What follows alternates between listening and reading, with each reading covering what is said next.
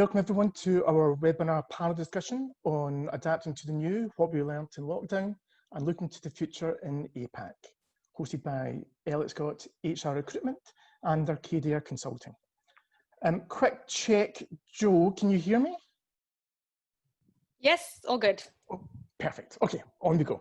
I'm Vincent Romano, Managing Director of Elliott Scott's Singapore office. The panel discussion today will last approximately 1 hour, where we be inviting questions from you, the audience, and we'll attempt to answer these questions throughout the session. It's an interactive session today, so we'll be using the poll function and request that you can ask the questions using the Q&A section at the bottom of your screens at any point in time. Our moderator today is Joanne Ford, Principal Consultant of Arcadia Consulting. Jo has been with Arcadia for 3 years, and prior to this has worked in equity capital markets for a leading European investment bank and in various capacities in the education sector. She has acted as a facilitator and a one-on-one coach, while she's also an accomplished presenter and keynote speaker. Over to you, Jo. Great, thank you, Vincent. It is my pleasure to be here today. A little background on Arcadia. We work with our clients to design and deliver their culture and capability. And what that means is we focus on building the environments, the mindsets, and the behaviors to create success, really for organizations and individuals.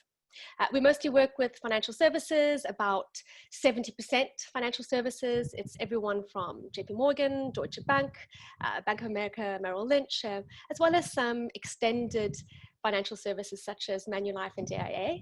We also do a lot of work with professional services such as KPMG, PwC, EY, and a lot of other organizations, hospitality and consumer goods. A few things before we get started. Because of the high number of attendees, we're keeping cameras off and microphones muted so that everything runs smoothly. As Vincent said, we will be taking questions as we go along, so please feel free to type your questions in the Q&A box or pop them on the chat. I'm being supported by my colleague Tom Forrest, who will be monitoring the Q&A and chat box. So feel free to send your questions directly or privately to him. That's Tom Forrest. A request for the audience, can I please ask you, where possible, to rename yourselves in Zoom? I can see a lot of you have got your first and last names. That is fantastic. We would also like to ask you to include your organization. You'll see I've done that with my name at the bottom. It makes it much easier for us on this side to have a little context. And also we'll be able to follow up with you more easily if there's a particular comment or question that we don't have time to get to. Great, so with that, let me introduce you to our panelists. We're here today to talk about what things will look like post-pandemic. We put together this panel of experts so we can tap into their thoughts and expectations, and I'm delighted to welcome our 4 panelists today. Welcome, good to have you here. We have Ting Smith. Ting, can I ask you to give a quick introduction? Ting? Yes, hi everyone. Let me see if I can't show, let me start the video. Hello everyone. Hi, can you see me now and hear me? Yes. Great. Hello everyone. Hello everyone, I'm Ting Smith from Gensler, and I'm the regional HR leader for the Asia Pacific and Middle East. It's great to be here, so I'm really looking forward in spending the next hour with you all. Fantastic. We also have Sarah Lowe joining us. Sarah, over to you. Yeah, hi everybody. I'm Sarah Lowe from Fidelity International, and no, my name isn't misspelt. I was actually been married to a Singaporean for nearly almost 25 years now, and although we spent much of that time over in London with regular trips to Asia, we moved over to Singapore about a couple of years ago, and it's my privilege to be asked to lead the Fidelity's HR team here in the region. I've got a real passion for learning and for development, and I think when you get to my age, you think you can't learn much, but honestly, COVID has been a whole game changer as far as I'm concerned, and it's really put HR front and centre you know, in the business workplace. So I'm really delighted to have the opportunity to come and participate in this panel today. So thank you. Fantastic. We have Mark Albus from Arcadia. Mark?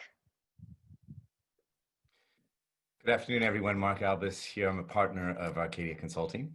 I normally am in Singapore. I've been there for the past 8 years, but currently stuck in the UK, so coming to you early this morning. My passions are very much communication, mindset, and mobilizing others.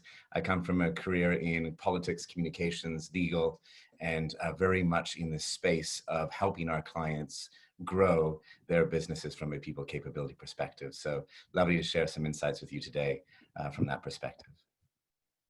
Great. And finally, we have Stuart. Stuart. Hi, everyone. I'm Stuart Elliott. I run and own Elliott Scott, and yeah, very happy to be with you all this morning. I'm based in the UK at the minute as well, so super early here. I'm very happy to announce actually that Elliott Scott will be 4 years old on the 4th of July when the pubs open. So hopefully we can celebrate in a week or so's time as well. Good, fantastic. With that, let's jump right in. The COVID crisis is without a doubt more dramatic, more global, more unusual than anything we've seen in a long, long time. Lots to talk about with respect to what things will look like post-pandemic. Let's start broad, perhaps by getting a sense of the impact of COVID really on culture and leadership. Ting, what do you think perhaps the long-term impact of COVID will be on the overall culture of organizations? I think the impact of this will vary from firm to firm because it does depend in terms of what drives the culture in an organization. But I think inevitably that it will evolve, I think, as a result of COVID over time with what's going on at the moment. I think what we're experiencing at the moment is we're looking at, change in the way that we work, change in how we're going to use our workspace, and also the expectation from our leadership and from our people in the way we work around being more flexible than probably we've ever been. So I think all encompassing in that is that we still need to, I guess, continue with our business. The show must go on for each one of us. And I think it's about how do we do that? How do we drive sort of the productivity and the engagement? And certainly at Gensler, for those who don't know, we're a design and architectural firm. So, we're working very closely with clients in terms of, what does that mean and how does that change the culture? And that also starts at the workplace. How are we going to use our workplace moving forward? Is it still going to be isolated desks, or I think that's going to be done away with, and because we've certainly shown that we can work just as effectively virtually. And I think within Gensler, another big aspect is, in terms of our culture, what is the success of the designs that we do? And, one of which is the collaboration. And as with many firms, it's really key to collaborate. But for us, it is really the core of the success of our designs. And so we looked at that and reflected on it, and what are some of the things that we need to change? So as soon as the COVID-19 had kicked off, one of the biggest investments that we've made is around the technology. We've introduced some really pretty cool collaborative tool that has enabled our designers to still connect virtually and actually have a live virtual collaboration as they speak, as they connect through online. And we've also encouraged them to actually use it for social interactions as well within the workspace to continue with the level of creativity and collaboration. Wow, lots to unpack there. Let's kind of stick with that leadership piece and sort of productivity piece. Sarah, what are your thoughts in terms of what some of the ways leadership will change going forward? Yeah, well, I think it's probably building on what Ting said, and also thinking about my own, in part, personal experience and what I've sort of seen over the last few months. I mean, as I said earlier, I think COVID has been a game changer. I think people, certainly from what I'm hearing, are wanting greater flexibility. they want their well-being taken care of. They want to have a voice in the workplace. And whilst all those things have kind of been prevalent in the last few years, I think they've come into sharp focus in the last few months. So I think what people are looking for in leaders is that, you know, they might not have all the answers, and I don't think that's fine, that's okay, but they are looking for people that kind of, you know, are open, are transparent, and I think kind of clear and decisive. So again, you might not know sort of all the answers and where you know how to guide your people, but I think, you know, having a sort of sense of you know, firmness and direction, I think is going to be really important. And I think that building on that piece around you know, the voice of our employees. I mean, we've actually conducted more pulse surveys through this period, which has been a great way for us to keep tabs on how our people are really feeling. So, you know, the leaders' antennae needs to be much sharper and be prepared to listen, you know, probably more so than before. And I think these are all themes that will very much continue. Yeah, absolutely. And I think certainly from our side, L&D has played a very big part in the current, you know, in the current environment. Let's take a look then really, and let's sort of unpack a little bit on sort of daily work. You know, what's perhaps, Ting, I'll go back to you. What is your take on how HR will integrate the learning of this crisis into daily work going forward? I think similar to Sarah, we've conducted huge amounts of pulse surveys, really understanding how our people are feeling, how they're experiencing during working from home, to their readiness to be able to return back, and then beyond that, sort of post-COVID, post-vaccine. And I think, you know, those surveys have provided an absolutely invaluable set of data, which we're trying to now to decipher and translate that. What does that mean for HR in the future? And I think supporting what Sarah's saying, it's a lot of the things that we were doing, but suddenly now they've become at the forefront around the well-being, around reskilling some of our leadership to have their, you know, as Sarah said, their radar much sharper in responding to our people's needs, to be able to engage them, to be able to support them in driving and moving and continue to move the business forward. So I think there's a huge amount in learning that we can take away that we're applying. Yeah. Absolutely. You know, this theme of wellness has existed for quite a while now. With COVID, sort of HR and leadership has picked up on this with confidence, making it more mainstream, where perhaps it was a little bit soft and fluffy, you know, beforehand. You know, we ran a poll with our attendees, and we had a question there on, you know, how many of you have reflected on your working environment since COVID and really have your needs changed? 70% of respondents answered yes, you know, they would like to look for a better balance between work and personal life going forward, really by blending work and personal priorities throughout the day. Mark, what is your take on this? Yeah, I think that primarily this new game is going to be energetic.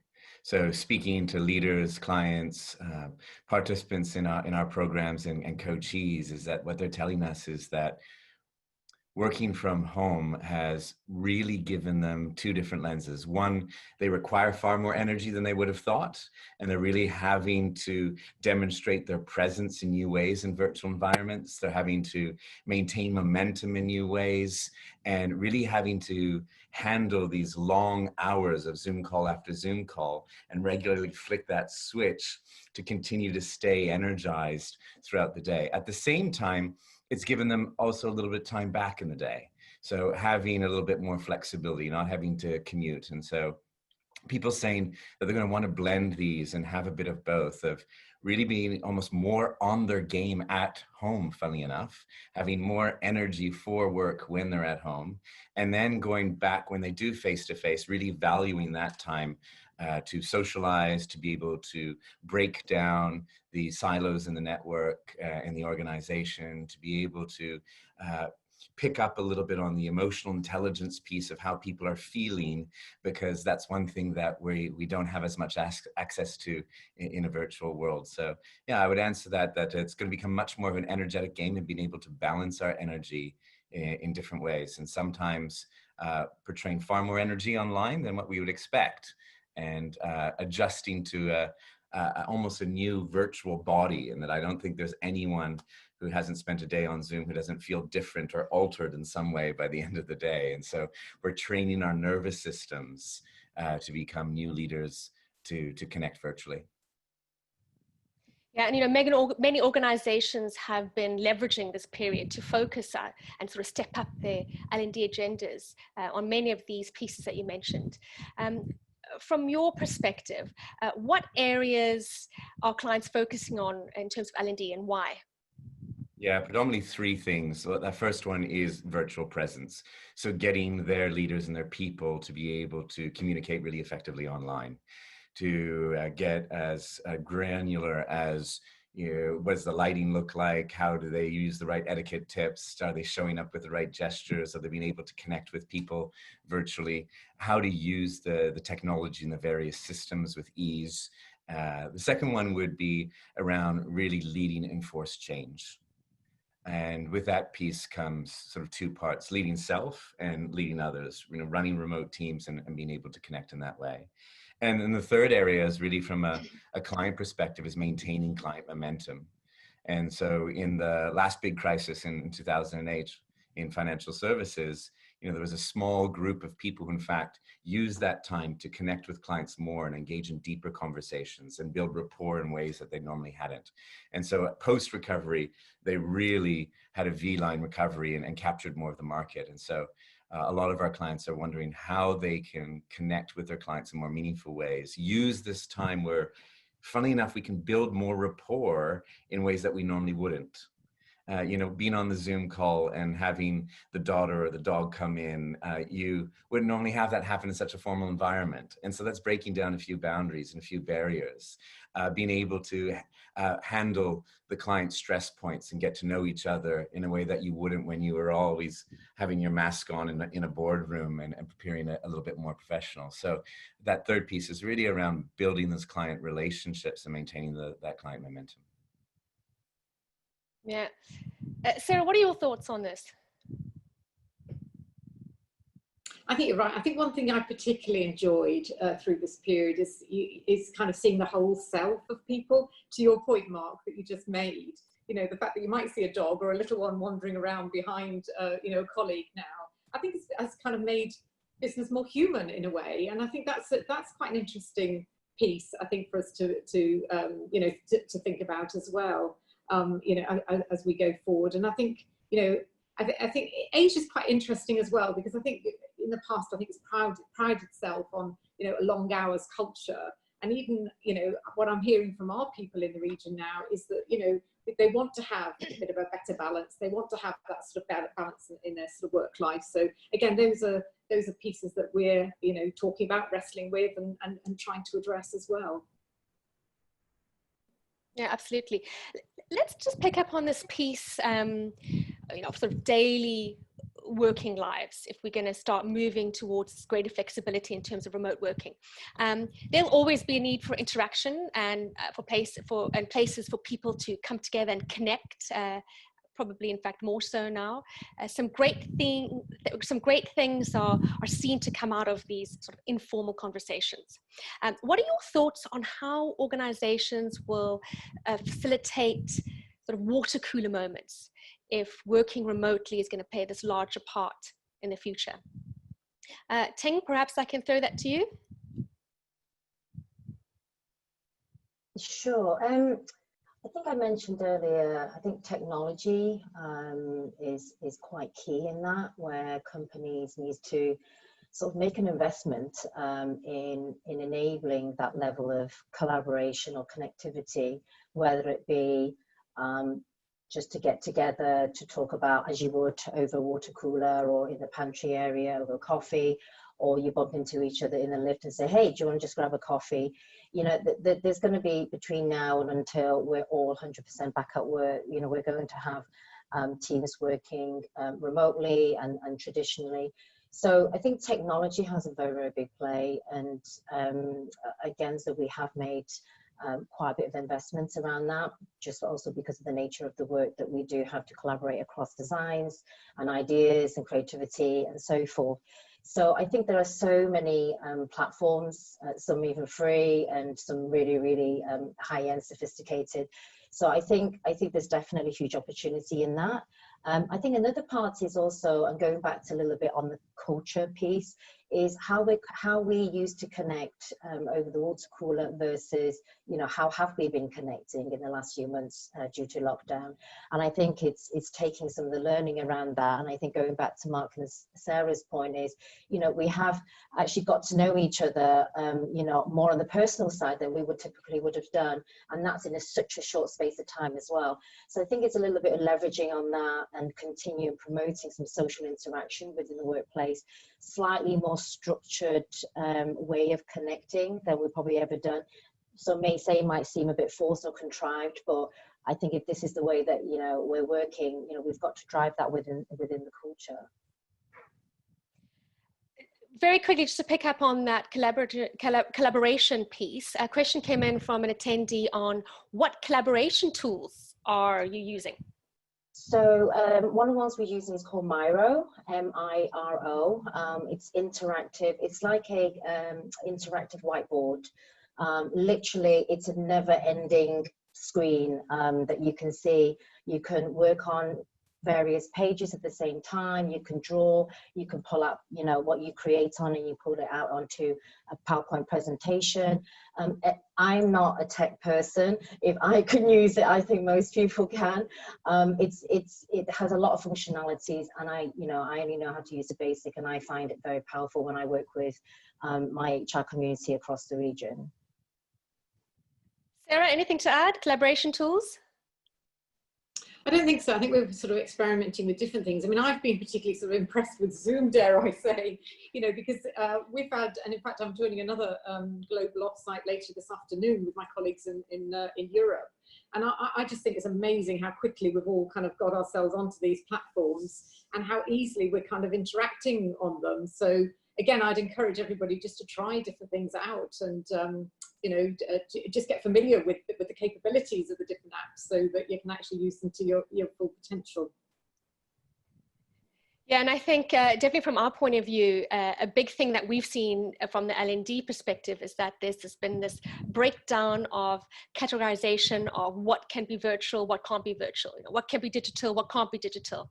And this crisis has certainly fast-tracked the adoption of some elements or aspects of L&D that involve the technology that probably would have taken a lot longer to adopt. And we definitely want to see this momentum continuing. Let's take a quick look then at talent acquisition. A couple of questions have come through on talent acquisition. Stuart, what do you think the impact will be on acquiring talent and the recruitment process? So we've started to see a little bit on this actually already. So the recruitment process, I think, is the interesting one to start with. The natural tendency, it's been a longer process, if I'm really honest with you. Much more indecision from clients, much more sort of unknown of, do I know this candidate? Do I actually sort of get a real lens and sense check on who this person actually is? Will they culturally fit in? And it goes back initially to the first conversation I think you were having with Ting around what is our culture? What are the questions I need to be asking in order to actually make sure that they're going to sort of fit into the sort of the greater community? So we've seen processes go from what we'd normally typically see, anything from sort of 5 to sort of 7 interviews, actually upwards of 10 being very, very commonplace in terms of our processes now. And that for me is much more of, it's not even a proper interview. What they're doing is most clients now are getting someone just say, have a chat. So it's much more of these sort of checkpoints along that process. So whereas, like I said, they might do 5 or 7, now they're doing sort of, I'd say even 10 to 15 is like I said, not uncommon. So the actual process itself, I think, has just increased, and therefore I think TA teams need to get a handle on this. They need to understand, okay, what is that process? They need to start mapping that out with their clients, their business clients, and say it's not right to be putting someone through 15 hours worth of interviews, and therefore they need to be really clear with that going forward. In terms of the first part of that question, Joe, just remind me what you said just a moment ago. What the impact on acquiring talent? So the other side of that coin, so the impact on the talent itself, is we're seeing two different things. One, you've got more people in the market.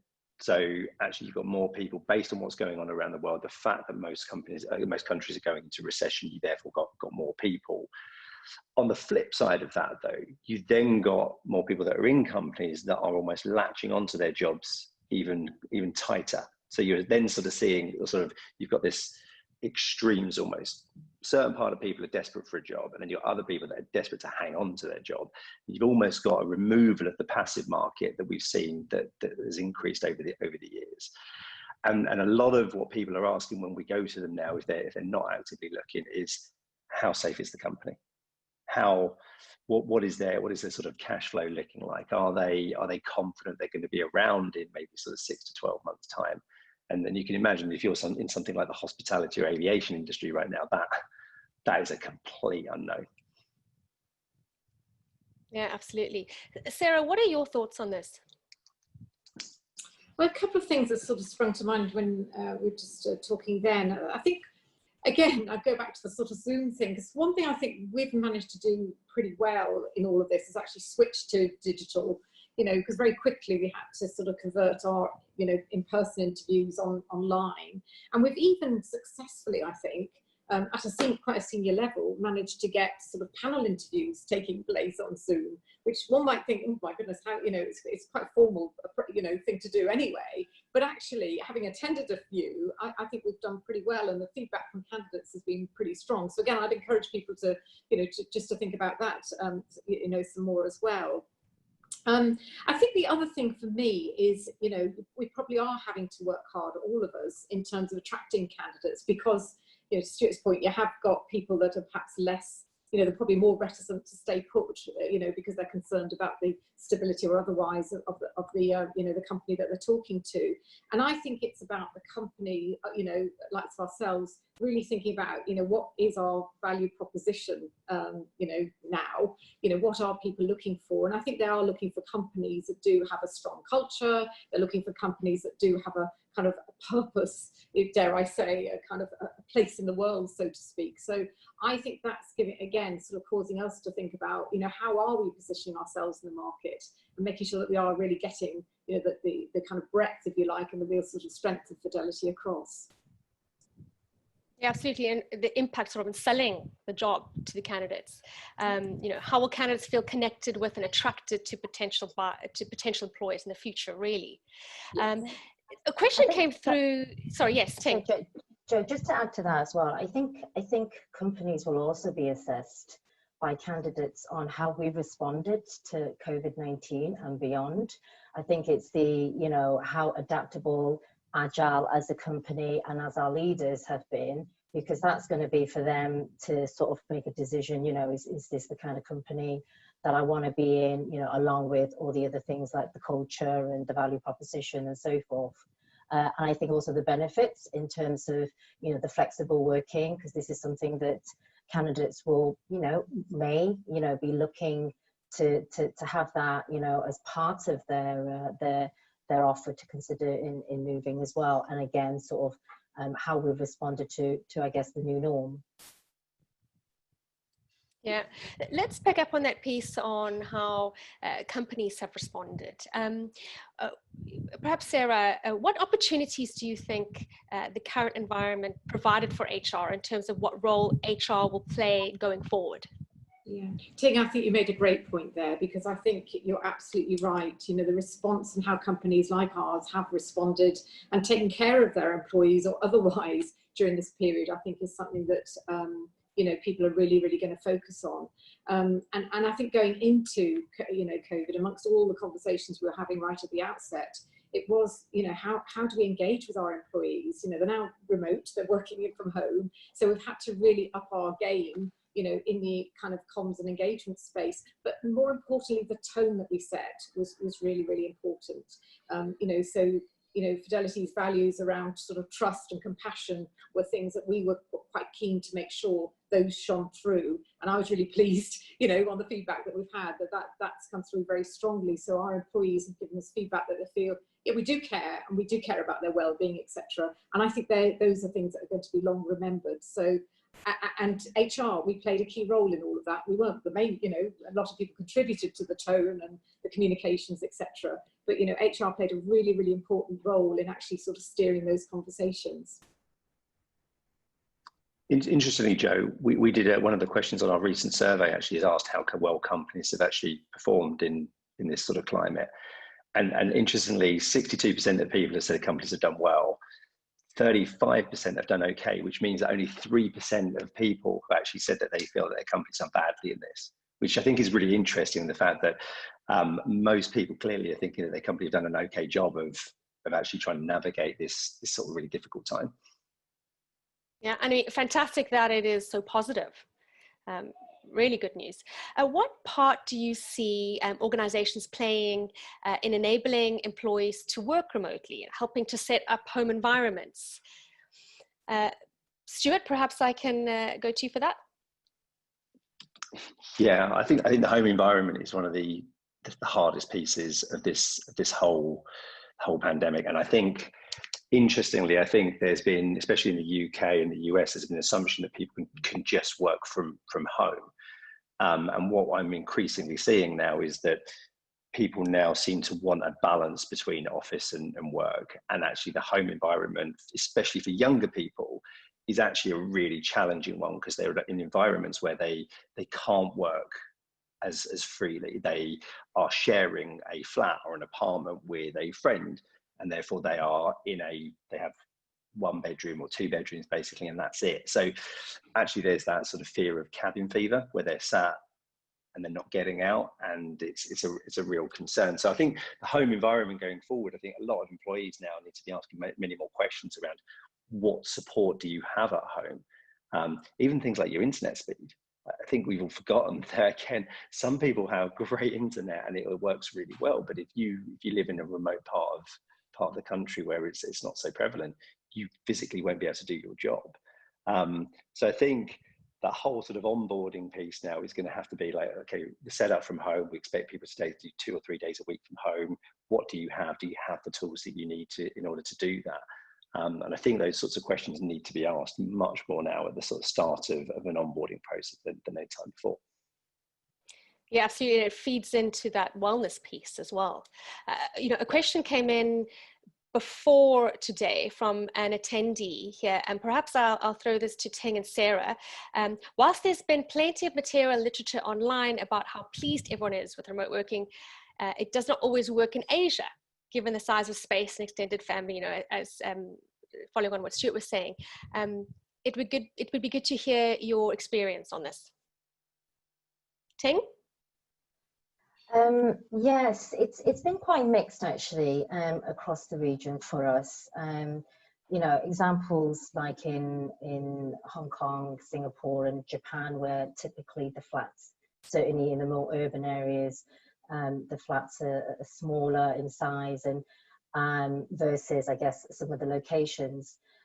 However, based on a couple of the poll surveys, and there's been almost like a shift in mindset. At the beginning, the working from home rating was relatively low for us across the region, but when we conducted about 2.5 months later, it shot up to really, really high in terms of how good people were feeling. And I think that transition between 2 to 3 months that we had lockdown across the region, it allowed people to I guess, adjust and build in a routine that worked for them and use whatever space that was available to them.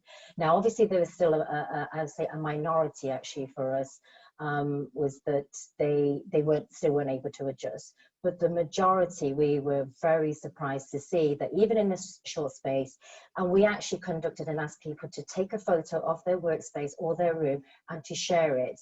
And it was very, very interesting how you saw themes In Japan, it was all very neat. It was a little bit like a Marie Kondo sort of type of arrangements. And then you've got Bangalore and Singapore. Singapore had a lot of plants around them. And it was interesting to see the cultural impact on how people set up their workspace. So I think whilst for us, most of our workforce are very young as well. And so most do live by themselves.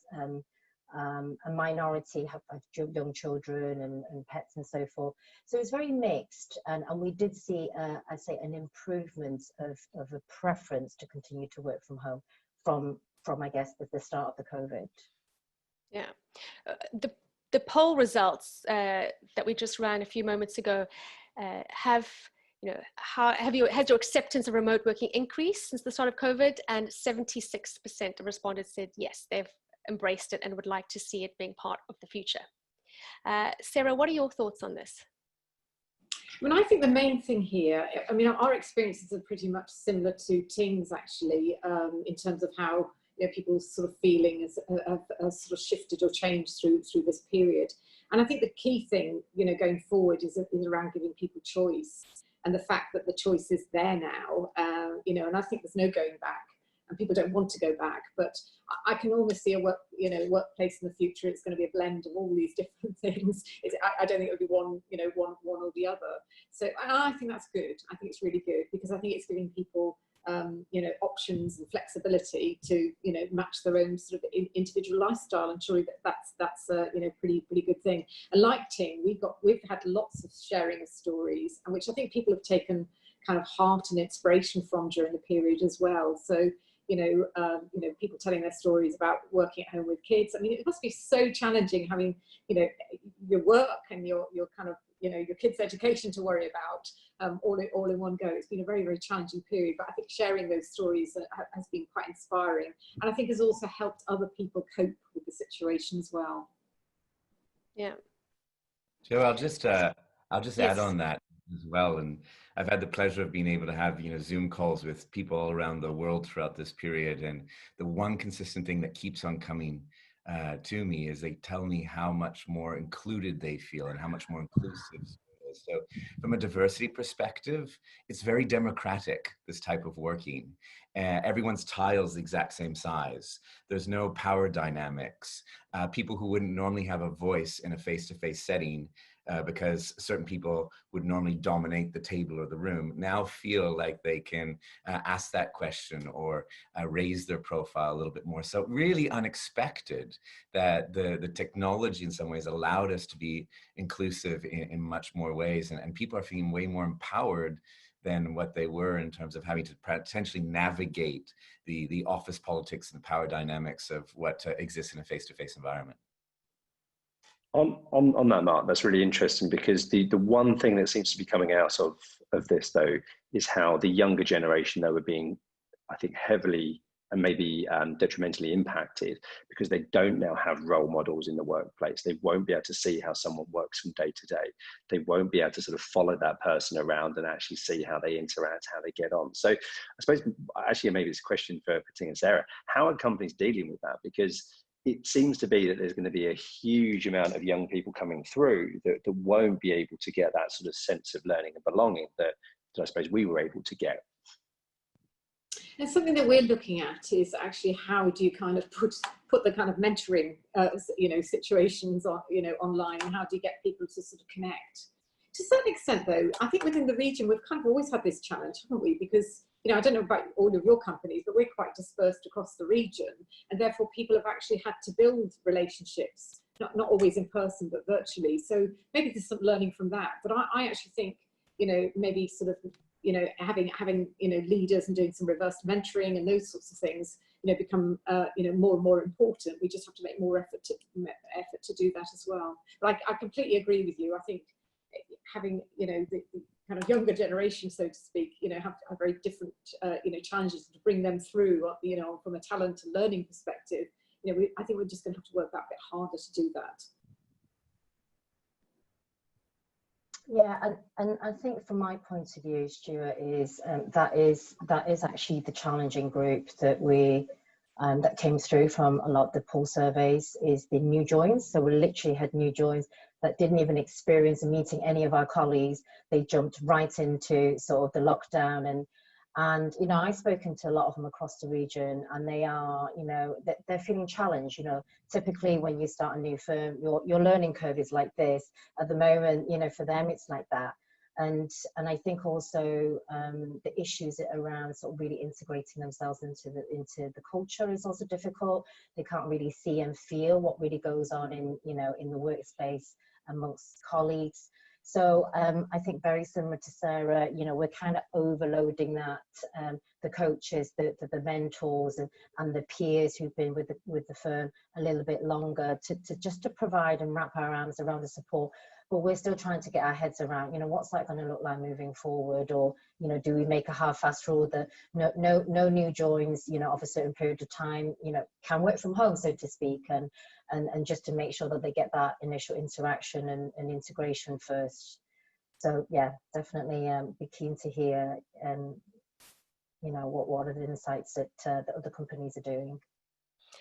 From our perspective, I'll just add that I've been absolutely amazed at the young people in our organization. They sort of helped us. They said, okay, this is what you guys need to do, and go and add this platform, and let's add in this networking tool, and really reaching out and saying, okay, well, you know, I need to have a meeting with you now, and let's do a group cocktail hour. And so there's been a real spirit, I find, from, you know, especially the 20-year-olds around, finally, you guys are catching up to the way that we want to work and how we want to do business. So there's that end where they're sort of holding our hand.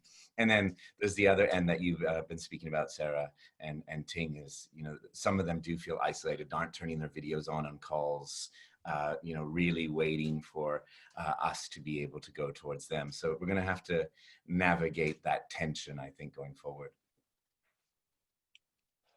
Thanks, Jeff. I think certainly in terms of changing needs across the organization and what the current environment has provided, you know, there's huge scope to apply design thinking to these kinds of different areas to come up with a new way, a new approach.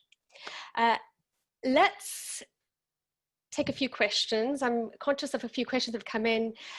There's been a few on the theme of this idea of, you know, talent acquisition, and the fact that, you know, the gig economy was gathering pace beforehand. This idea of less permanent and more contracting employees. Do you think COVID will accelerate this, Stuart? It's a difficult one. I think where technology comes in, you might well, because I think if you look at the people that were I suppose pushing that gig economy along, was companies that were very tech focused, and they had a lot of people, I suppose Deliveroo, those sorts of organizations where you had a lot of people that weren't employees. I think my only issue with that gig economy now is that people are seeing the benefits of being part of an organization. They're seeing the benefits of having employment, having status with them, and not only the salary, but the benefits that go with it, such as sort of the medical, etc. And I think that there is an important part to all of that, and that sense of culture and belonging that you get when you are with an organization. So while I think the gig economy will always be there, I actually think it might reinforce the fact that people want to be part of something. And the more you isolate, the more you get people sort of in their pockets dotted around the world, I think the more we also want to sort of have that group that we can be part of. And I don't mind doing it, whether I'm in London, whether I'm in Hong Kong, China, but it's nice to know that I have my family on the one hand and my work family almost on the other hand as well. So yes, I think the gig economy will still be there, but I genuinely think that people will look at this and to think, actually, there is security and safety in being part of a bigger group and having permanent employment. Ting, Sarah, anything to add? Mark? Yeah, I was just going to say about, I think you're actually right, Stuart, you know, for all the reasons you said. And I think the opportunity for us as businesses is to think about almost an internal gig economy, you know, actually sort of have a much more sort of fluid approach internally. And that's something that we're starting to kind of experiment with you know, because, you know, all the stats are saying, you know, the work we're doing today is probably not going to exist in 3 or 4 years' time. So I think we've got to, we as HR teams and functions have got to think more around how do we help people make those transitions, you know, and think about the skills and experiences that they're building, bringing to the role, not necessarily about the job per se that they're doing, and start to get people to think about how they convert that into, you know, and take advantage of other opportunities. Because I think we've gone away from, you know, the jobs for life and having sort of laddered careers. It's all about, it's much more sort of fungible these days. And I think that's our opportunity, if you like, as HR professionals, to think about how we can not just help ourselves through that, but help our people as well. Ting, from your perspective, what areas are you focusing on from L&D? Two kind of core areas. One is around how we're engaging with clients. Majority, if not all of our clients, are experiencing exactly what we're experiencing right now. And so it's about reskilling and honing in on different strengths of our people, and to be able to, similar to what Sarah was talking about, on how to sort of translate and build the client relationship to understand what is it that they need and what kind of support service or consultancy advice that they need from us. So there's a big piece around that. I mean, there's a lot of global learning that we provide sort of year on year, and what we're doing is taking that out and actually re-looking at the content and reshaping some of that to reflect that our clients' business will not look the same. And certainly for some of the industries, that we've got some major clients in the hospitality, retail, aviation, and so forth. We know that how we've done business with them is not going to be the same. And same for workspace. We work with a lot of big banks, financial services. Again, they're coming to us, you know, we need to make, you know, this several thousand square foot space, not with cubicles. We need to do something different with it. And, you know, what's your suggestion? So it's about training our designers and technical staff to sort of be able to sort of think outside the box a bit more creatively, you know, look outwards, look inwards, and to be able to sort of translate what the client wants and then through into design. The second part is, I guess, a little bit more softer skills. It's around our leadership, and I think we touched upon that earlier on this by all of us.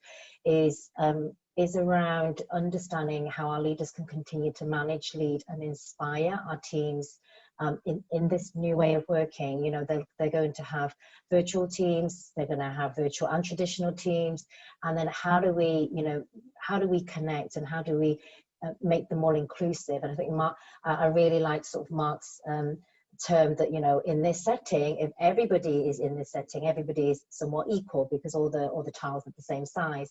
However, what if you have like 2 or 3 people that actually sat in the office together, and then I'm sat here, and, you know, it's how do we train our leadership to sort of make them all inclusive and make them feel equals as well.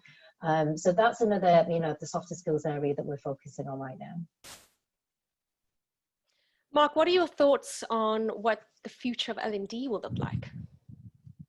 Yeah, I think future of L&D is going to be very technologically enabled. They're going to become advocates of fighting in their own businesses around allowing greater adoption of tools and almost going to their stakeholders and saying, you know, we need this put in place because our people are frustrated with the current tools or frustrated with the current way of working. And so I think they're going to have to almost be big voices against sometimes their IT or regulation departments around getting tools enabled much more quickly to unlock the work stream. I think that they're going to have to be very nimble around offering a variety of solutions. So yeah, the same content is going to be delivered in, you know, 30-minute bites and 60-minute bites in virtual ways. And as you know, we hopefully get to a stage of going to face-to-face, I think any face-to-face interaction is going to be at a very high premium and really valued to bring people from different parts of the business together.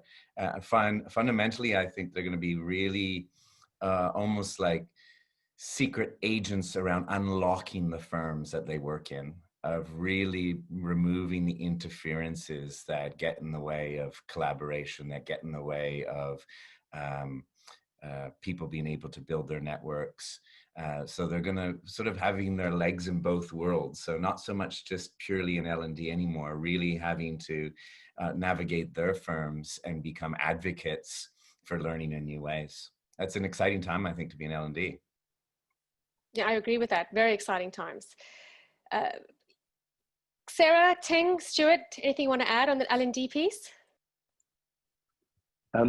Joe, the only thing I'd add on that, actually, just talking about roles that we're sort of starting to see or will see sort of coming up, I think as we go, e-learning is one that I think traditionally it's been sort of much more for sort of the hard skills. So traditionally it's been much more about, I'll teach you something, and therefore then you'll do almost like an online test, and you then have the capability to do something.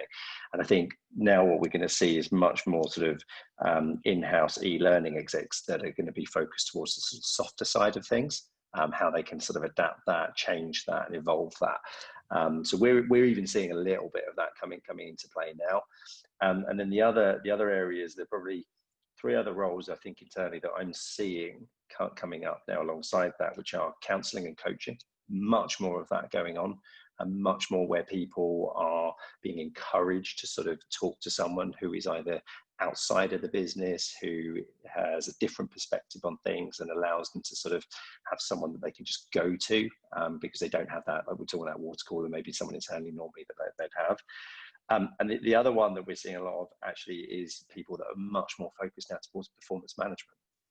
So much more focused around, okay, so how do we manage our employees now that they're not, I can't see them, now that I can't see the hours that they do, how are we measuring them? What are the things that we're going to look at that say you are a successful person within our organization? Yeah, and a question came through on that. How have organizations evolved their performance management approach or process? And how will this look in the future? I don't think they're there yet. I think we're still grappling with how we're going to do that. And from what I'm hearing from clients, I think that one of the metrics is going to be about collaboration. Absolutely. If it already isn't, it's going to be about ability to be able to run remote teams effectively. And there's going to be something about really around leading change through this piece, and being able to project the air of the leader even when you're not face to face, I think is going to be part of any type of metric collaboration. I can see Ting's nodding her head. I'll hand over to Ting. Yeah. I think we are in the process of assessing actually the productivity of the performance, and it's a little bit tricky because our clients have put a lot of projects on hold, so it's quite hard to gauge the level of productivity. And we charge our clients by the hour, and when the hours are being charged, it's parked as a cost. So we do, we track it very closely, but I think at the moment it's not a real scenario that we're living in. So I think we have to wait a little while to really gauge, what is that level of productivity, and finding a way to be able to manage that, remotely. And I guess that's also part of the learning and development that we're providing for our leadership to be able to do that effectively. Yeah, just to add on that, Joe, I think one of the real problems that we might have with all this technology is that the great thing about technology is that we can measure everything, whether that's hours on Zoom, whether that's Slack messages that people are sending, hours on Teams, etc. The danger of that is then we start using that exclusively. So we start saying, well, you were only logged on for X amount of hours yesterday. Well, you only did this yesterday. So where then is that trust of the employee? So I think the danger with all that technology is that we're going to throw up a lot more questions around what people are doing, and are we just going to basically, is there a danger that we're just going to trap people to desks at home rather than in the office? We do that via technology by saying to people, you haven't logged on. And I think that is the real element now that I think clients are going to have to get to grips with, is how do they manage, and what is important data, I suppose, on all of that. Yeah, and this certainly introduces a whole new aspect of stress. And a question came through on that. Some staff are finding this sort of working from home quite stressful, where the lines between work and personal life are more blurred. What part will wellness play in the future for HR organizations? What will wellness mean? Sarah? I think it's you know, the whole you know, journey, so to speak. I mean, we're going to have multi-generational workforce now, you know, because people are living longer and all the rest of it. So I think the whole wellness thing means basically providing all sorts of support, and I think recognizing the employee for who they are. So, you know, it could be in the form of, you know, mental wellness, you know, which again I think has been quite an interesting emerging topic here in the region, that perhaps wasn't there, you know, even a year ago. So I think there's a whole sort of suite of things that we all need to be looking at, you know, whether it's financial wellness, you know, mental wellness, you know, family wellness, etc. Because I think the expectation, if you like, again from our employees is that that's, you know, that's what the company, you know, they're going to be expecting of their companies. So it's not going to be the traditional kind of what's on your, you know, what benefits are you getting. I think we need to sort of look much more broadly at that. And I think the whole piece around sort of stress and mental wellness is you know, absolutely coming through here in the same way that I saw it coming through in Europe, you know, a couple of years ago.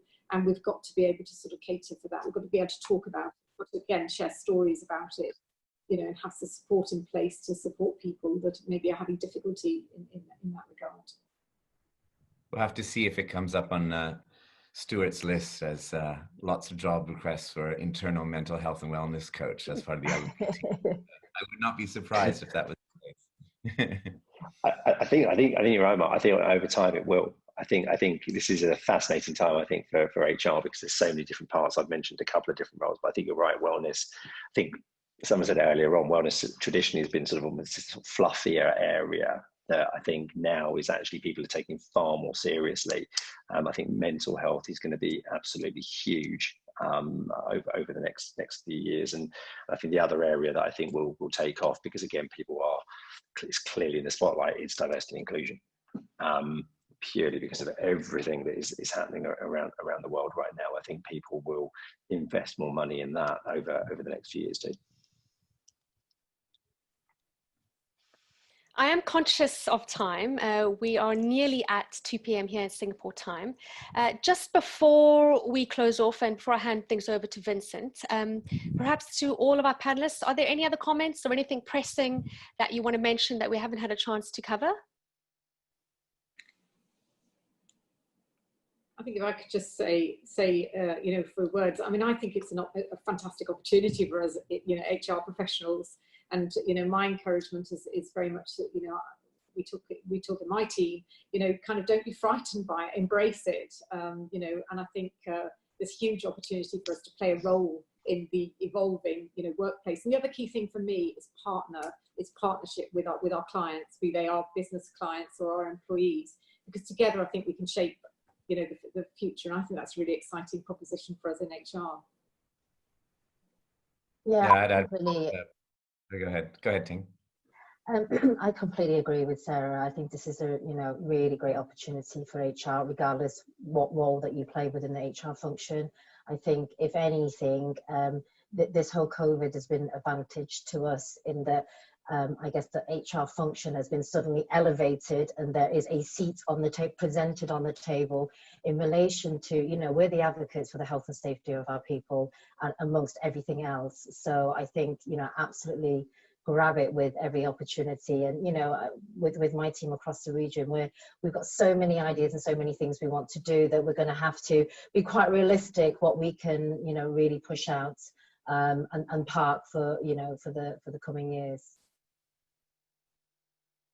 Yeah, I think I was going to say, Joe, the only thing I'd add to that is I think Mark said it earlier on. Actually, I would say the blended workplace is what I see us progressing to. Like, I don't know about you guys, I miss people. I miss interacting with people and seeing them in action. So while all of this is lovely and we can sit there and say everything's working well, I think there'll be a much more blended workplace going forward. And I genuinely think you'll see smaller offices on the whole, but a workforce that combines working from home with that social and personal interaction.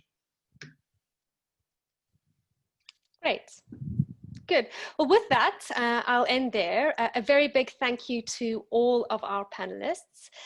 Vincent, over to you. Okay, thank you, Jo. And thank you everyone for tuning in. Hopefully we managed to cover all your questions. However, we will be emailing all participants a document with the collated Q&A and salient themes, while Elliot Scott will also be posting a blog on LinkedIn next week about the webinar as well. If you have any additional questions, please feel free to include these by replying to the email. So all that remains is to thank the panel and our moderator. So thank you, Sarah, Ting, Mark, Stuart, and Joanne, and to everyone for watching and participating. Stay safe, stay healthy, and goodbye.